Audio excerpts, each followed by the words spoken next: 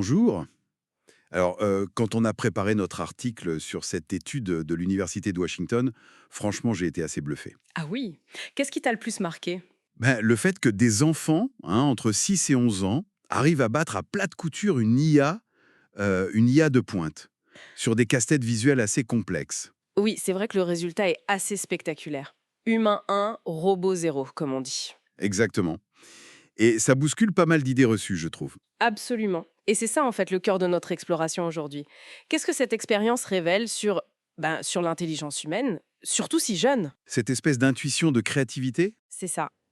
Comment ça se fait que ça marche là où des algorithmes pourtant gavés de données échouent? Alors, pour bien comprendre, faut regarder le jeu lui-même.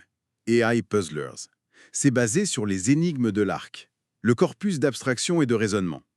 Mhm. Le principe est simple, enfin simple pour un humain. On regarde quelques exemples, on essaie de deviner la logique, genre remplir une forme, faire une symétrie, Oui, trouver la règle cachée. voilà. Et ensuite on l'applique. Mais pour une IA, cette abstraction, c'est très compliqué. Dans l'expérience, l'enfant résout d'abord et hop, il soumet le même puzzle au chatbot IA pour comparer, Et ce qui est important de dire, c'est que l'arc, c'est pas juste un petit jeu comme ça, c'est un benchmark, un test standard conçu spécifiquement pour ça. pour tester les limites de l'IA. Exactement. Pour tester le raisonnement abstrait, là où les IA actuelles montrent leurs faiblesses.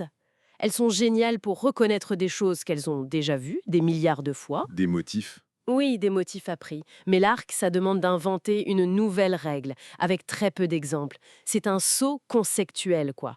Et ça sort de leur entraînement habituel. C'est là que l'intuition humaine, elle fait la différence. Et les résultats, bon, on en parle en détail dans notre article, c'est assez fou. Une vraie douche froide pour la machine, comme tu disais. Ah oui, Les enfants, eux, ils y arrivaient souvent assez facilement, alors que l'IA, elle patinait, elle donnait des réponses bizarres, des explications qui tenaient pas debout. oui, des justifications confuses. Il y a cette réaction géniale d'un gamin face à l'IA qui se plante. C'est vraiment totalement faux. J'adore. C'est excellent. Au début, ils étaient impressionnés, tu vois. Ah ouais, super intelligente l'IA. Et puis très vite, ils ont commencé à voir les failles. Ils ont compris le truc. Ouais, c'est passé de l'admiration à presque de l'abusement, en fait. Et c'est pas juste drôle, c'est hyper révélateur. Il y a une petite fille qui a dit: c'est l'esprit d'Internet qui essaye de résoudre, mais le cerveau humain est créatif. Waouh, quelle formule! Incroyable, non? Ça résume parfaitement la différence. L'IA, c'est la puissance des données. Elle interpole super bien à partir de ce qu'elle connaît. Les enfants, eux, ils extrapolent. Ils utilisent l'intuition, ils s'adaptent à ce qui est nouveau. C'est une approche plus flexible. Oui, créative, flexible. L'IA, elle est plus mécanique, elle est coincée dans son schéma d'entraînement. Même quand elle tombe juste par hasard, ses explications, c'est souvent du pipeau. Du baratin, comme on dit dans l'article. Voilà. Alors que les enfants, on sent qu'il y a une vraie compréhension derrière. Mais attends, est-ce qu'on peut dire que c'est un test juste si le jeu est fait exprès pour pointer les faiblesses de l'IA? C'est une bonne question. Je dirais que c'est moins une question de justice que de mise en lumière. Ça montre les limites actuelles des IA. Et ça met en valeur cette intelligence humaine, cette capacité à être flexible, à faire des sauts créatifs, même sans une base de données énorme. D'ailleurs, l'aspect pédagogique est super intéressant aussi, on en parle dans l'article. Ce jeu, ça apprend aux enfants l'esprit critique face aux machines. Ah oui, très important. Ne pas tout gober, même si l'IA a l'air sûre d'elle. Activer son détecteur de baratin. C'est ça. Il y avait même un mode assist. Les enfants devaient aider l'IA.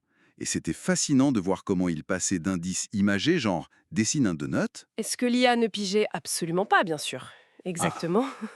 À des instructions hyper précises, hyper logiques. Place du blanc au centre, puis des carrés bleus autour. En fait, ils apprenaient à parler machine. tout à fait. Et ça, c'est une super manière de développer des compétences clés aujourd'hui. Le scepticisme éclairé, l'analyse critique face à la tech. Bien plus efficace qu'un cours théorique, non? Clairement. Dans le monde actuel, avec tous ces contenus générés par IA, C'est crucial de savoir questionner, de tester, de ne pas se laisser impressionner. Donc, pour résumer le message clé de notre analyse, c'est que l'intuition, la créativité humaine, même chez les plus jeunes, garde une longueur d'avance sur les IA d'aujourd'hui pour ce type de raisonnement abstrait. Les enfants sont des testeurs redoutables. est hyper perspicace. Et ça nous amène à une dernière réflexion qui est aussi dans la recherche. Est-ce que l'IA pourrait apprendre des stratégies des enfants? Mhm. Mais la vraie question peut-être plus profonde, c'est au-delà de juste copier les solutions, est-ce qu'une IA pourrait apprendre le processus? Cette capacité humaine à tâtonner, à improviser, à faire des erreurs qui mènent quelque part. Apprendre à être créatif, en somme. Voilà, s'inspirer de cette flexibilité cognitive qu'ont les enfants. Quelles seraient les implications si les machines y arrivaient? Ça ouvre des perspectives.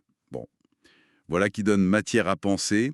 Pour ceux qui veulent creuser, la référence de l'étude de Washington est bien sûr dans notre article source.